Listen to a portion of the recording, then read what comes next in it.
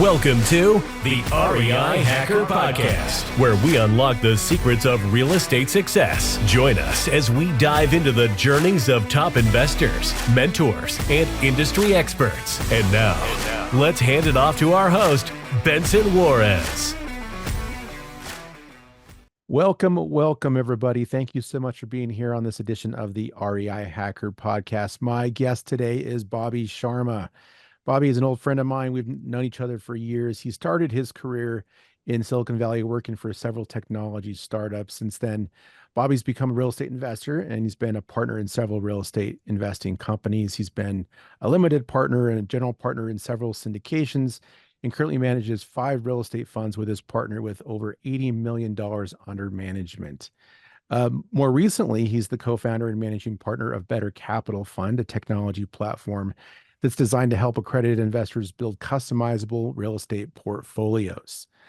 Bobby, thank you so much for coming on. I really appreciate it. We just had a chance to catch up a little bit. There was a time period where we were talking like at least once a week, working together on all kinds of ways to support each other's companies and help each other grow. And it's become less and less often that we get to connect, but I always love, learning about what you're working on. And you've always got so many cool things that you've got your hands in. So welcome. Thank you for being here. Thank you. Thank you, Benson. Like you said, we go ways back, and I remember learning about Privy and just all the amazing features you had even back then, and you'd help me troubleshoot on a Saturday. So I can't forget those days, Benson. Yes, we do go way back. Yeah, and so you at that time you were in the San Francisco area, and you've recently moved to Florida, right? Yeah. So now I'm in just slightly north of Miami. I've been here almost 4 years. But after COVID or late stages of COVID, I decided it was time. The California politics and the taxes and just the environment was. I love California. It's a beautiful state, just like Colorado. But some of the politics there were just getting on my nerves. So I decided it was time to move. So I ended up here in South Florida. But yeah, still doing my real estate, still building communities, still investing. So yeah, but maybe slowed down a little bit. But still, the passion is still real estate. Yeah. And Good. technology. Yeah. Well, times have changed a lot because you moved here when you were 18 years old to study computer science. And then you made the leap to like your first real estate deal when you were 24. Yeah. Can you take us back to when that happened and like what was going through your mind when you signed on that dotted line to buy that first property in Riverside? Yeah. Amazing. So yeah, 4360 Monroe, I was 24. And what happened is I moved from Mobile, Alabama to the outskirts of Los Angeles. And the rents were so high compared to what I was paying in Alabama. And so I was renting a room from a guy. So he had a 3-bedroom, 2-bath house, and I was renting a room. He put an ad in the paper, and I responded. But this is before the term house hacking became popular, right? It was there was no such term back then in 1988, 89, and but long story short, one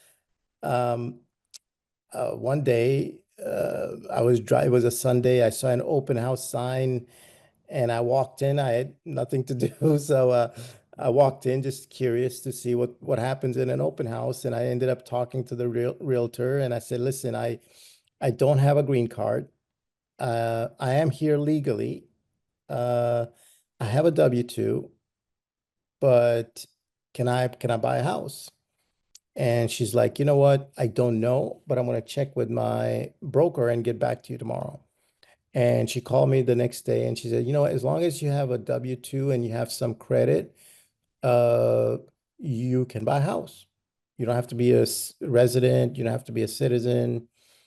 And I'm like, okay. And I knew at that time that it was going to take me about 5 years. My attorney told me it was going to take me at least 5 years to be in that employment, you know, before I could get my green card. So I knew I was going to be in Southern California. I was there. I was going to, it was my job. I had to stick with it for at least 5 years before I could leave. And my attorney said, be a good employee. Don't ask for a raise. Don't be a troublemaker. Just be a good employee, And so that's what I did. So long story short, I did what this gentleman was doing, which is I bought a house. I lived in the master bedroom and the attached bathroom, and then I had two rooms that I rented out, and that rent covered my mortgage and maybe a little bit out of pocket for insurance and taxes from my end. But I was not making a lot of money at that time. In 1988, as a computer programmer, I was making 20,000 a year. So it wasn't a lot of money in Southern California. But No. yeah, this was a way for me to like kind of make ends meet. But yeah, that's how I got started, and I loved it. So when I moved up to Northern California, I kind of followed the same principle, and I bought a house with a in-law unit and rented out the in-law unit. So help kind of offset some of the expenses. But yeah, but that's how the journey started. Yeah. Our backgrounds are similar in the sense that we both got our degrees in computers. I was in computer information systems, not Yep. science, Yep. which is kind of a blend between business and computer science. And so it really set me up well for being able to operate in a technology driven space like property technology, right? PropTech, PropTech. which is where you're at now too. So, we've got a lot in common in that sense. But way back when you were operating in Silicon Valley, you kind of just did the normal Silicon Valley stuff. Like you worked for a startup, you started investing as an angel investor in startups. How did you make that transition from seeing, okay, I can do houses, I can invest in houses, but there's this whole other thing of equity in businesses, Yep. right? So how did you get into private equity? Yeah. So I always knew that the big, so real estate was providing a solid, in the teens kind of a return, but I knew that if I combine technology with real estate, like you said, prop tech, the intersection of technology and real estate, that's where the real money is. So when you look at, I remember a stat, it's been a while, but there was a time when Zillow was worth more than Century 21 and Remax and all the brokerages kind of put together, right? It was like, and I'm like, how can this company that's been around only for 4 or 5 years be worth more than all these traditional brokerages that have been around for, decades and decades? So I always fell in love with, of course, getting my hands dirty, building something. I tried a couple of times and failed, but I always learned something from that. Um, and then, when I saw Privy and what you and Scott were doing, uh, I thought it was a good idea. And since then, I've invested in two or three other prop tech startups. Um, and, uh, but yeah, I mean, that's where you get exponential returns is when you Mhm. just put real estate, which is a very traditional, old-fashioned way of doing business, and then just inject a ton of technology into it. Then that's when you get, if you're successful, that's when you get the outsized returns. But yeah, it is. I like technology, and of course, we both love real estate. Yeah, absolutely. What sort of parallels do you see? Because there are booms and busts in real estate, and there's booms and busts in technology, and they don't always necessarily coincide. But where do you see the overlap, and what kind of lessons have you learned from the booms and busts of the technology world that you can apply to the real estate world? Yeah, so as far as booms and busts, I think right now, in the real estate cycle, we're seeing some distress. Maybe not as dramatic or as drastic as the GFC, but we're seeing, the interest rates are not helping. There's definitely inflation. Interest rates for mortgages are not coming down, and it's hurting the people that got in at the wrong, well, at whatever time, but with the wrong types of loans, not knowing that the rates would go up that much. So they didn't forecast for that. So there has been, in 23, 24, 25, there's been distress in the real estate market. As far as technology is concerned, we just technology just keeps chugging along, right? So you have, people are talking about tokenizing, right? It hasn't achieved critical mass, but maybe in the next decade, we will see some kind of a platform that becomes widely popular for real estate. But so far, I'm only seeing it on the fringes. Mm-hmm. Uh, with Avister, I do see it going in the right direction, which is fractional ownership, but it's not on blockchain. But it does give the investors an ability to invest down to a penny, right? So in fact, on Avister, technically, then now they don't you don't want to do it. The accounting would be horrendous, but technically you can go down to a penny on any real estate transaction. Um, but as far as I think technology is gonna, AI, for example, I don't know what's going to happen, but there's a lot of people talking about using AI for anywhere from appraisals to loans processing to title work, or at least not doing the title work, but at least assisting with the title work or the title search. Um, uh, so I think AI is going to play an important role in real estate in the next few years. I do worry about real estate agents. If they're not providing enough value, uh, I think that's an industry that's going to be ripe for massive disruption. So I do see AI bots becoming more and more intelligent about answering questions about a property, organizing the paperwork, organizing the transaction. That's where I see a lot of disruption happening. Mm. Yeah, there's several verticals there. You're right about the tokenization. That's something I've been interested in for the last probably 12 months, really looking at the ability to, tokenize real assets, give the average person the ability to do, fractional ownership in a real estate asset, but smaller tokens, right? Like right now, if you want to get involved with a typical fund, like 25,000 is probably the minimum that you're going to need as a limited partner to invest in a decent deal, right? And so that's just out of reach for most Americans, to be able to invest in that. So like with the tokenization, that could lower the barrier to entry. Probably still we're going to have, the accreditation process in place unless you do, a completely different kind of registration with the SEC, which you could do.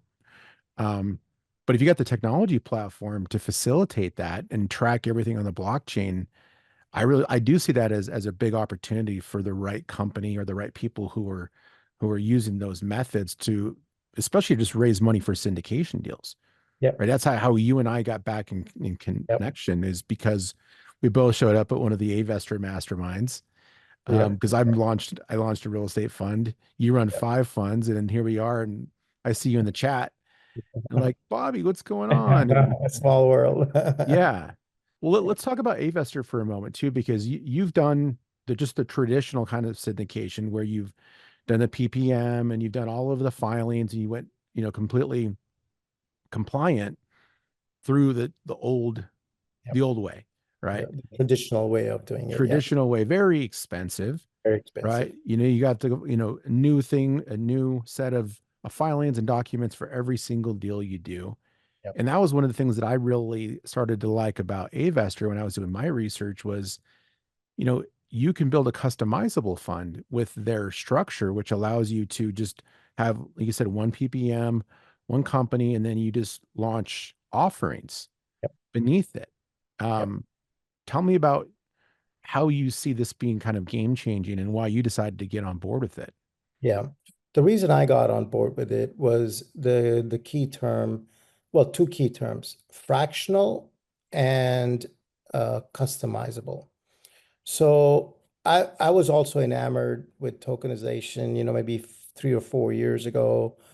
I was researching every company out there that was doing tokenization.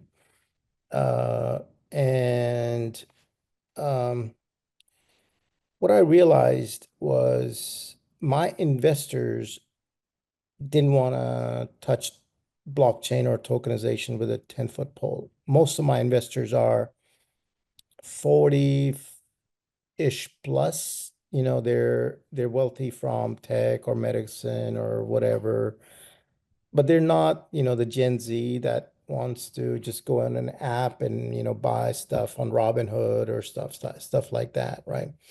So my audience was more of the baby boomer generation that still they didn't want any surprises. They didn't understand blockchain. They didn't understand tokenization.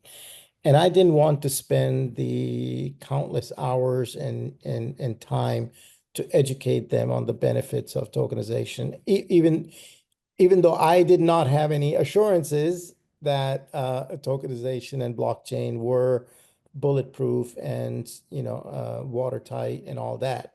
That needs to be that still needs to be kind of play out.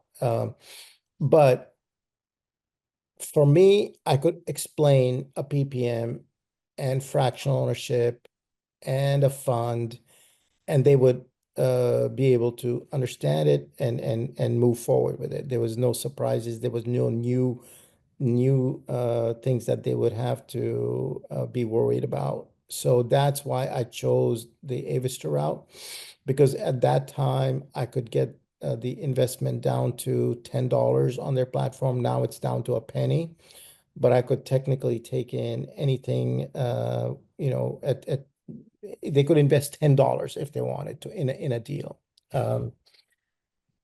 So I I think it was a step in the right direction, right? And so far, it's worked out. People like it. They like the fact that they can log in, they can see the investments, they can see all their transactions.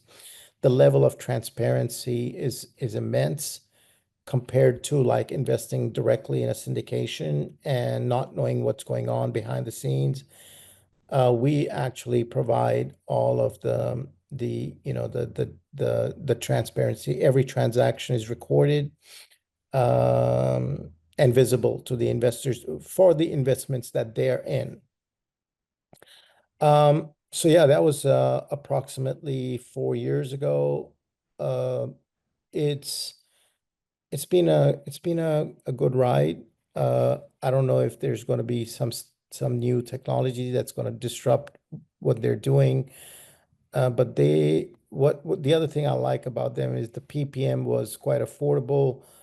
The ongoing fees are way less than like trying to run different syndications. You can run multiple deals, hundreds of deals, dozens of deals on the same platform without having to go do another PPM or another blue sky filing. So when you look at the overall cost, it's significantly lower than trying to do it the old-fashioned way. Mm. And it, so I have investors, Benson, that say, okay, I only want to invest in California, or I don't want to invest in California, or I only want multifamily, or I only want debt, right? So no problem. I got both. I got in California, I got outside of California. What you go and decide what you would like to invest in. And then you can decide how much you want to invest in that deal. And thirdly, you can invest at any given time. As long as I got open units available on that deal, anybody can invest at any time. So there's no pressure, there's no stress, there's no like demanding that they send in the wire and all that. They can just come in whenever they want. So so I like that part, and Yeah. Yeah, I think that the back office sort of operations, like you said, the transparency and seeing, how much money they've got invested, how much money is actually allocated to a deal, their cash balance.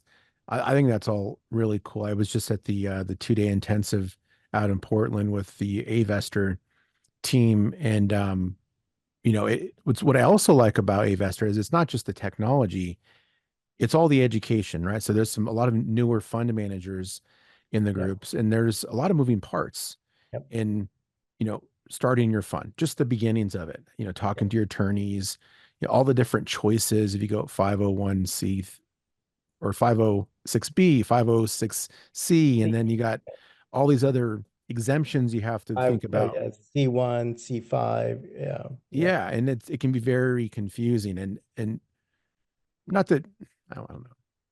Attorneys had a really interesting opportunity to kind of just make fees by going through that process, right? And I talked to one attorney and she said it was going to cost like $20 to $25,000 to launch one fund. And I still wouldn't know what the heck I was doing.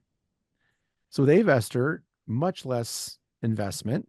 That includes all of the filings, the attorney, everything. And then you get this amazing community where people support each other. So you've got fund managers, yep, but you got this, they're separated out. You got the allocators, the fund allocators, which is like a fund to funds model. yep, yep, And then you've got the operators, which is the people that are out there finding the deals and operating these. So it's like this perfect ecosystem where money can flow right in the community. yep, And then there's I'm taking Lance's yep, course right now. yep. And it's just full. I mean, it's everything A to Z A to Z. on how to start with, if you know nothing, to like how to raise fund at the very end with, Yep, and building your funnel yep, to stay up to date with your investors who opted in. It's yep. amazing. All of the Amazing. support and everything they provide with Avestor. It's pretty cool. Yeah, I believe there's a new career for it's a new kind of a, it used to be you could only be a hedge fund manager on Wall Street or whatever. Well, now an average Joe like me and you can be a fund manager and we can manage capital a decent amount without having to go and get all kinds of broker dealer licenses and so on and so forth, and just deal with the kind of the Wall Street mentality. No, this is just people tapping into their network, into their tribe, into what they are passionate about, and building a career as a fund manager or a capital allocator. And so, along those lines, Benson, I touched briefly, we've built a community called Connected Capital Fund. And that's what we do. We cater to the capital allocators and high net worth individuals because we want to find the best of the best in class operators. So we seek out those people and then we go through a vetting process, sort of like a Is it like an investment club? yeah, it's like an investment club, like a Silicon Valley startup investment club, where Yeah. you look at deals. Yeah. So that's what we do for real estate. And then soon we're going to branch out into oil and gas and startups as well. Maybe starting with PropTech. Yeah. So that was one of the things that Lance mentioned in his course, or maybe it was, yeah, I think Lance mentioned it, where there's this formation that you can build a fund for, and one of the categories was an investment club structure. Did you actually go with that investment club structure, or you just run it like an investment club? We run it like an investment club. So we go to operators. Well, operators come to us. We do have capital to allocate. So they come to us and they go, hey, I heard you guys funded so and so. I got something similar. So they come in, they present. they go through well, it's kind of like mini Shark Tank for real estate, Yeah. without Kevin Leary and without Mark Cuban. Yeah. So, but But you definitely have Cochran in the group, right? yeah. Yeah, we got that, but we look at their deal, and if a significant number of fund managers are interested, we proceed with due diligence and underwriting and background checks and so on and so forth, even reputation checks. So we do all of that on behalf of our members, and they're paid members. They have to be paid members to join in the fundraising side of the business.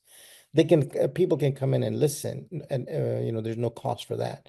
But to participate in a deal, then they have to be a paid member. But yeah, we run it like a semi-exclusive club. Yeah. I think that's great too, because, a lot of investors just don't have what it takes to underwrite each deal on their own. And even if they did, like it could be a full-time job if you're evaluating a lot of deals to underwrite these things and do all of the layers of investigation, like you said, all the way down to background checks of the fund managers or the operators, right? Like you really do that. So I can see that whatever sort of membership fees that they're paying to be part of this group is a good investment as long as they're investing. Right? If they're going to sit on the sideline and not take action, then their fee just wouldn't make sense. But if they are actually investing, then it makes sense. But even those that came in that had never done a deal, being part of a group like this would give them that extra confidence to take that leap because they're part of a group of people who have been there and done that. So they don't have to rely on their inner abilities to underwrite the deal, but also like that fear of like taking that leap. You're taking it with others. You're going on a ride. You're going on an adventure with other people in the group. Well, that's you nailed it. In the old days, you would they would meet you somewhere, and at a conference or somewhere on online, and they would send you their offering memorandum, and that's it. You would have to sit down. If the deal was in Toledo, Ohio, you'd have to figure out, are people moving in? What's the industry? What's the demographics? What's going on with the employment? What's going on with the crime rate? What's going on with the school districts? What kind of taxes? All that, right? So now you spent close to 6, 7 hours, and then you realize you don't want to invest in that deal. Well, so we take that burden off of our members. Now, if they want to volunteer and be part of the underwriting committee, no problem. They do volunteer, by the way. They want to do physical inspections. They want to do physical due diligence, or they want to look at what kind of loan is this person getting, and is the loan the best and the right loan and the appropriate loan for this property, for this operator. So that's kind of the the reason for the community to exist, is so that a bulk of that work is done by somebody else. The crunching the numbers, the research, the all of that is done by an expert, and Yeah.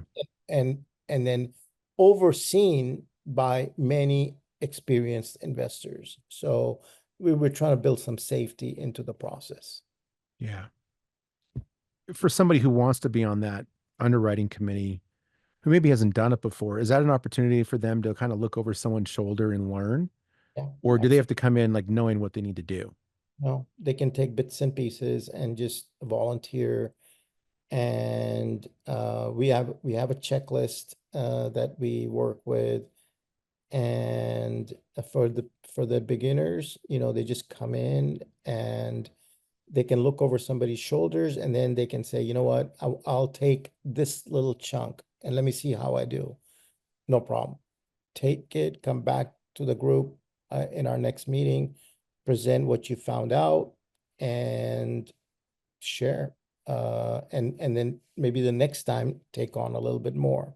Mm-hmm. Most people do volunteer. I would say 80% of the heavy lifting is done by our paid staff, and then 20% of the is done by the volunteers, the members in the group. And then at that point, if everybody feels good about the deal, then we focus on the capital raising, and negotiating better terms for our members from the syndicator. So the syndicator would come to us and say, listen, if you're writing a $50,000 check, here's my terms. But since you guys are going to write a 7-figure check, I'm giving you better terms. And Mm-hmm. those better terms flow down to the fund managers that raise capital. The capital allocators, they get the better terms. And if you're a high net worth individual and you don't have a fund, no problem. You still get better terms because you're part of our team. Yeah, another one of the benefits. Yep.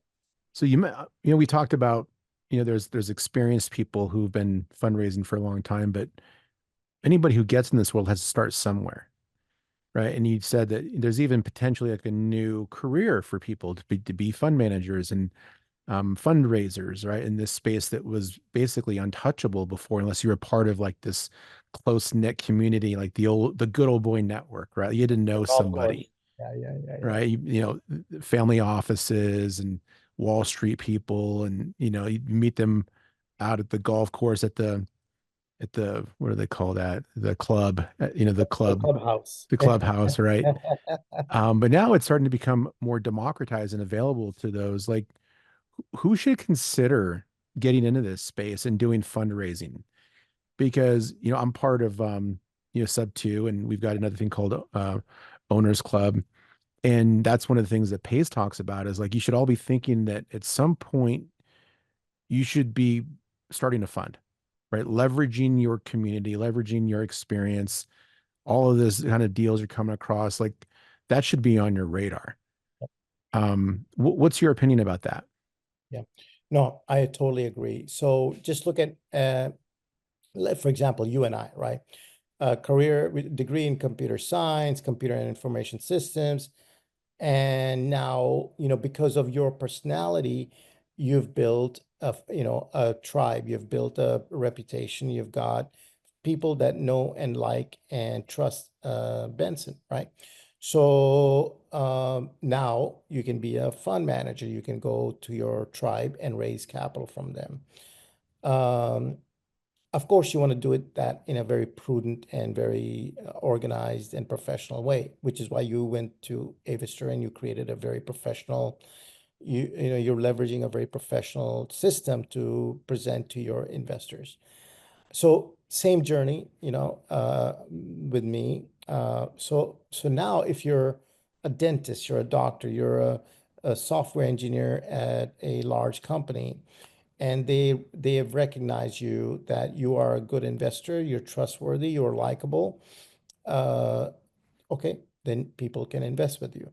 But it could be anybody that has, uh, I always say you don't need more than 100 investors. If you're serving your 100 investors properly, you're giving them decent returns. You don't need more than that. They'll all come in with at least 100, 200, $300,000, and you got yourself, anywhere from a 10 million to a $50 million fund just from 100 or so people. Um, so so the idea is that anybody who, I don't say they're dissatisfied with their W-2. I was never dissatisfied with I always loved my managers. I loved the companies. They treated me well. You know, um, so I'm not of the belief that you have to be dissatisfied in your company. But if you are looking to expand your career and maybe uh, dabble in becoming a fund manager, and you know that you have the ability to raise capital from your community, from your tribe, then it's a new career, and you can, without a lot of headaches, you can build a six-figure income from that. You got to do a lot of things right. And we talk about that in Connected Capital, is what are the components, the ingredients to become a successful a fund manager. So, but Benson, I think over the next decade, you're going to see, micro fund managers, people that are managing 10 to $50 million, right? And they're making a decent living, and they're providing good returns to their investors, to their LPs, but they may not need to go find another job. They may not need to go, and look for a new career. But this becomes their career. Yeah. There's a lot of opportunity here. And before, it was just so out of reach for so many people. And because of how, real estate has become part of the zeitgeist of the investment world, and people recognize it as probably one of the best ways to preserve wealth, to grow your wealth, and all the tax benefits that come from it. Like, they recognize it as a place to invest their money now. And I mean, I don't even just a few years ago, I don't remember hearing about funds too much. Like, it's just all of a sudden it's everywhere now. People are just talking about it, which is great, but it does raise the idea of potential risk, because some people could get into this business with the best of intentions. Oh yeah, I'm going to raise money, I'm going to help people make money, I'm going to turn this into a career. And then, but deals will go sideways, right? So how can somebody do this properly? Like, what would you say the steps are to becoming a good fund manager so that they can do well, but most importantly, make sure that their investors don't lose money? Yeah. So what happened? There was when the interest rates were low, anybody could make money buying a multifamily, buying a house. Because you were selling your platform to a bunch of investors, and they didn't know. A lot of them didn't know what they were doing. They just went and bought a house in Denver or in Sacramento or Huntsville or whatever, right? And the price went up, and they sold it. They made a lot of money, and then boom, 3 years ago, things changed. Inflation, interest rates going up, and there was a lot of blood in the street. That's when we realized who are the not so savvy operators, who are they haven't been through a down cycle, and they didn't know how to handle a down cycle. So they lost a lot of LP money. Some very well-known operators out there. Maybe one day you and I can chat about that. But there's a lot of people that are big on social media that have lost a ton of money for their investors. Um, it hit anybody that got into the variable rate loans. So with Connected Capital, what we're trying to build is a safe zone where all the factors that are possible to check before wiring them a single dollar, all of the things that can be verified and checked, the due diligence, the underwriting, the background checks, the references, the track record, the how long have they been in business, how many full cycles have they gone through, what are their investors saying about them online, and what are our fund managers that may have invested with them before, what are they saying about them?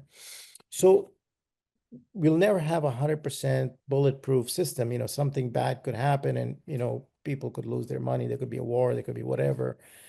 But it's a game of probability. How can we reduce the odds of an accident by driving safely? And that's what we're trying to do, is how do we minimize our risk, and knowing the variables that we know about, and uh, and that's why we built a very exhaustive checklist to make sure that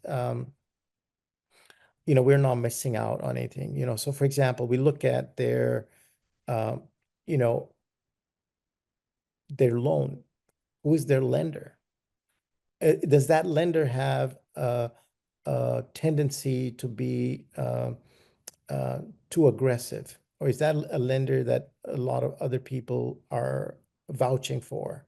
Is that a cooperative lender or is that a bad lender? And if it turns out that yes, the terms are okay, but this lender is a kind of a vulture, then we may not want to do a deal with them. Um,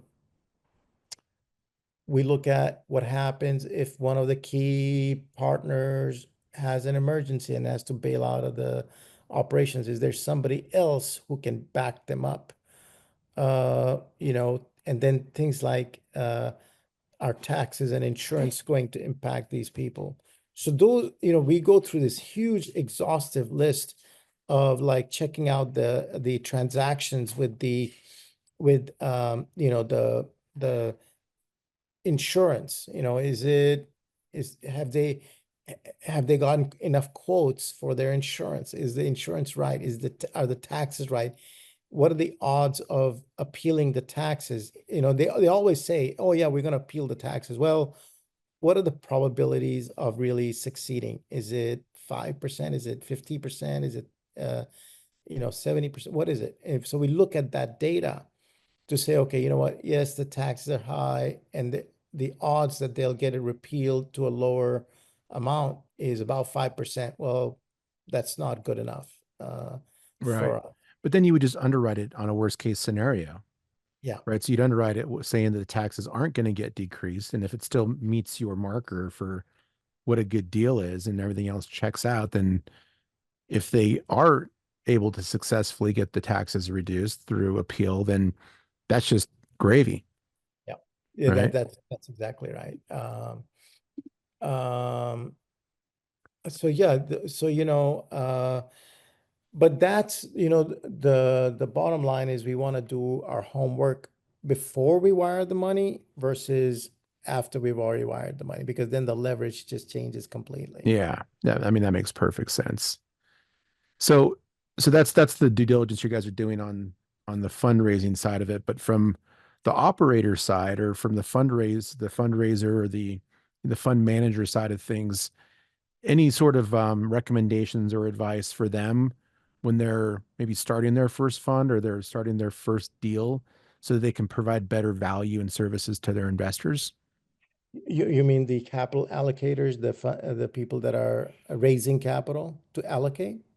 Well, the fund managers, right? Oh, The fund manager could be an allocator, yeah. right? It could be a fund of funds, it could be an operator, but just a fund manager in general, somebody who's managing a fund for the investors. What are some things that you would suggest they do, even in the beginning, right? Because if you're brand new, like they're not going to have a lot of the things that you look for right out of the gates, right? The track record and all that. But they got to start somewhere, right? Yeah. So what kind of suggestions do you have for those people?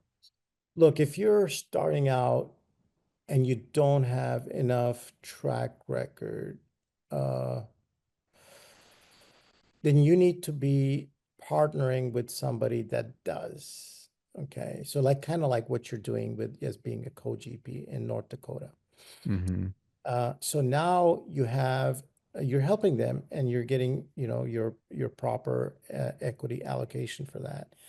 Uh, but you're not, trying to figure out how to, build homes um, in North Dakota for the oil fields, in the oil fields, and we don't know what the construction zone, process is, what the permitting process is, but they do, they know that. So Hmm.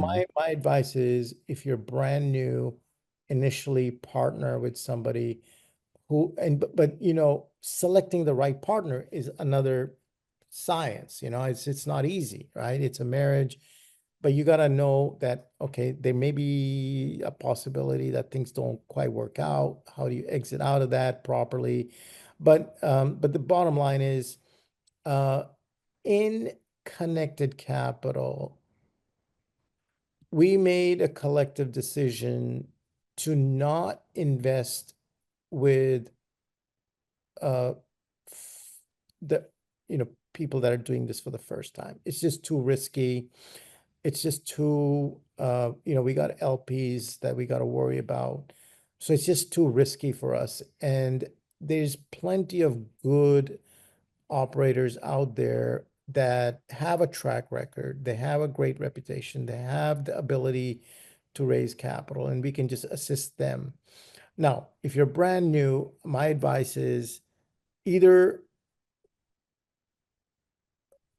raise money from your friends and family, from your own network, um, show that you have you build up that track record, right? And that you are taking care of your investors and you've paid them and they're happy with whatever you promised them. And then, you can expand into, after you've done 2 or 3 or at least 3 full cycles, you can come to Connected Capital and we will help you. We'll help you raise capital. We'll help you in maybe finding resources, um, mentoring, coaching you along the way.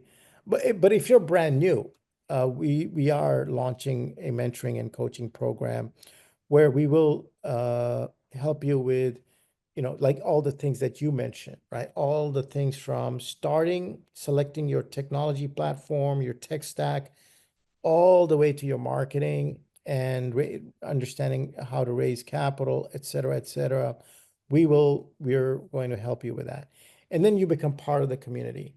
The other thing about, you know, our the community, Connected Capital is you can be on both sides. For example, for you, I suggest you be a capital allocator and you raise capital from the community.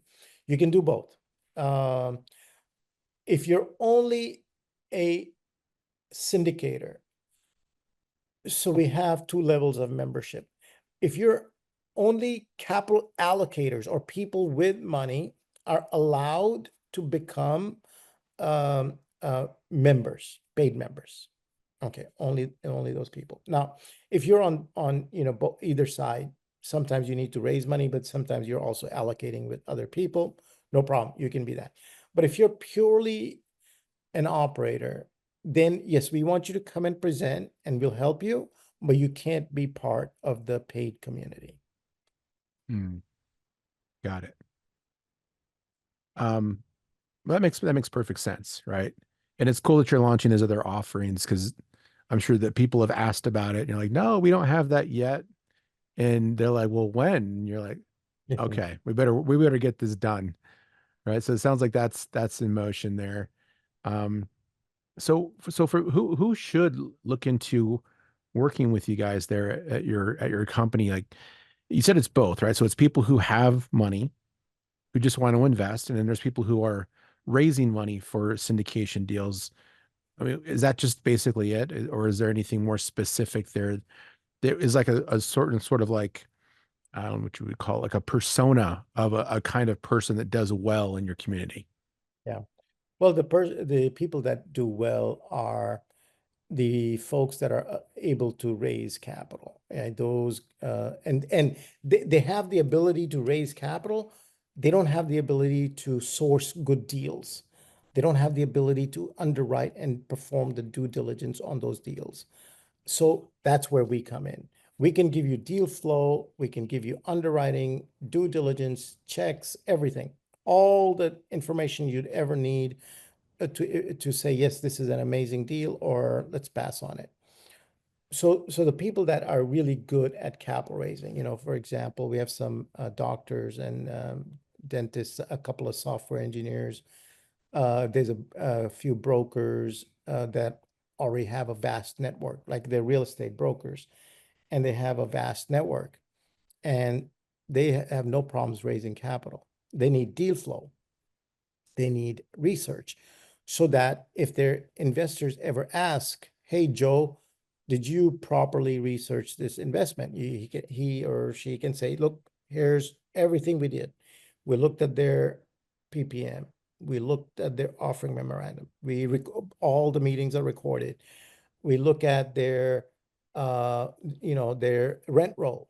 We looked at their, the taxes and insurance and all those factors. There's about 300 items on the checklist that we went. 300?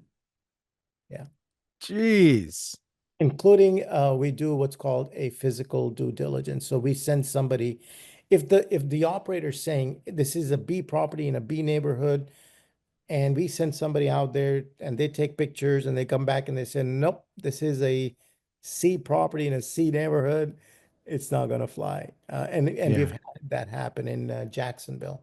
Mm. There was a property, the operators swore up and down that it was a B neighborhood. And, we drove down there and sent somebody out there. No, it was a C neighborhood. There was automotive repair shops right outside. There So was, that's not just a subjective opinion. Like there's a definite cutoff between a B and a C. Yeah. we can look So they're at it trying to now. pull one over on you. Yeah, they They'll tried. they'll never be invited back, I bet. No, they're not coming back. But yeah, there's an exhaustive checklist that we go through. And there's, people with experience, people with a little bit of experience, some with a lot. And they decide, yes, I want to still go into the deal. I like the deal. Um, and that's how we do collective bargaining and raise capital, and strike a better terms for our people, our members, so the splits are better, the pref is better.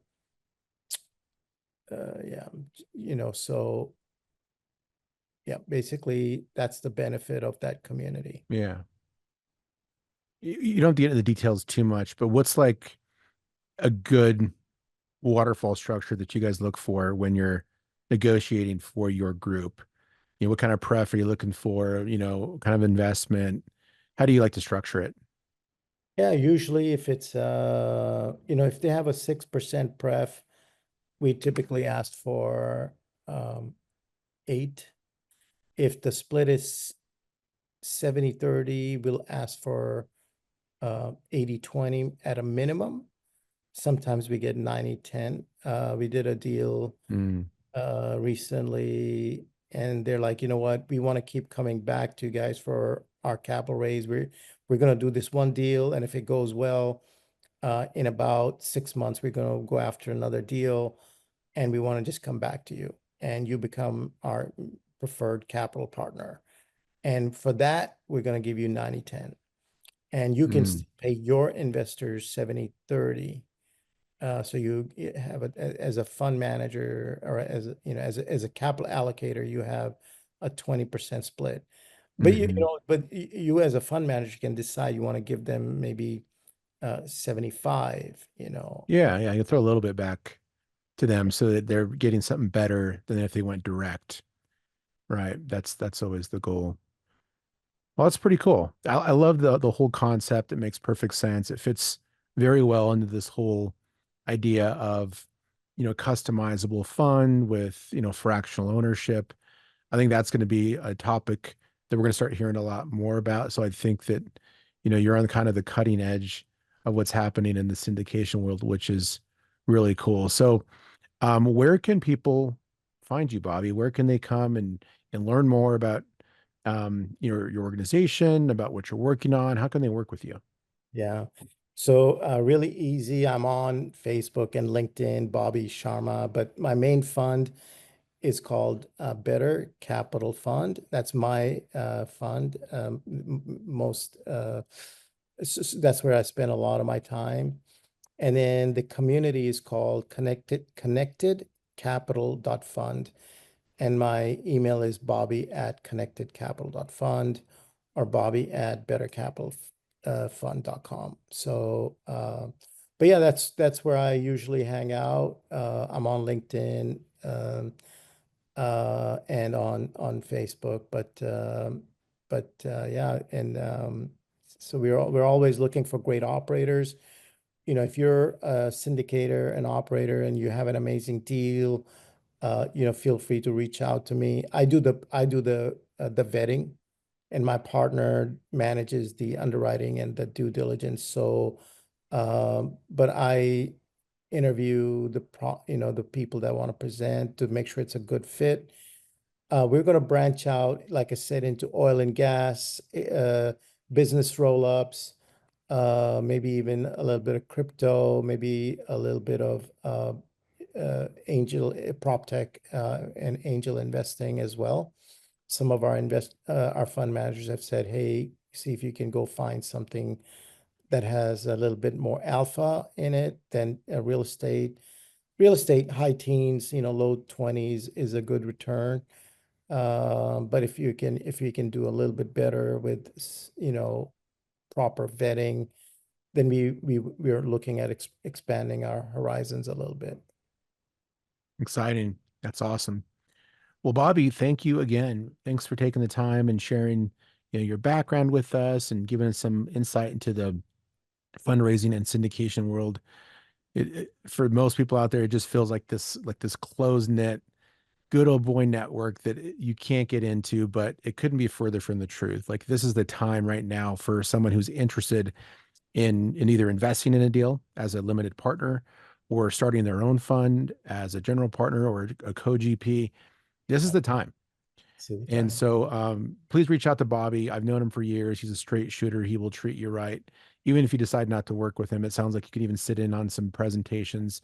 But check out his community and keep an eye out for more really cool guests like Bobby on future editions of the REI Hacker Podcast. We talk about real estate investing and entrepreneurship and business and just looking at ways where you guys can scale up your careers, do new and exciting things, and feel like you're part of a community. So thank you for watching. Really appreciate it. Bobby, thanks for being here. Thank you, Benson. Always a pleasure. That's a wrap on today's Real Estate Revelations. Thank you for tuning into the REI Hacker Podcast. Remember, every property has a story, and every deal is a lesson. Until next time, keep hacking the real estate world.